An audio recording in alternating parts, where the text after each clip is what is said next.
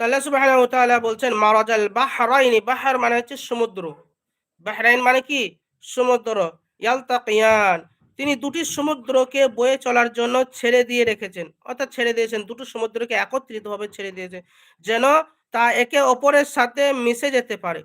দুটো দুই রকম পানি কিন্তু একই সাথে প্রবাহিত হয়ে তারা মিশে যায়, তারা চলে একই সঙ্গে গতিবেগে চলে, কোনো রকম ঝগড়া হয় না, অশান্তি হয় না, মারামারি হয় না। আমরা একই পরিবার ২ ভাই থাকলে, ৪ ভাই থাকলে আমাদের অশান্তি, মারামারি, এক ভাই অপর ভাইকে আমরা খুন পর্যন্ত করে ফেলি। হ্যাঁ, মার্ডার পর্যন্ত করে ফেলি। কিন্তু আল্লাহ বলছেন আমি দুটো সমুদ্রকে একই রাস্তায় প্রবাহিত করেছি ২ রকম পানি দিয়ে।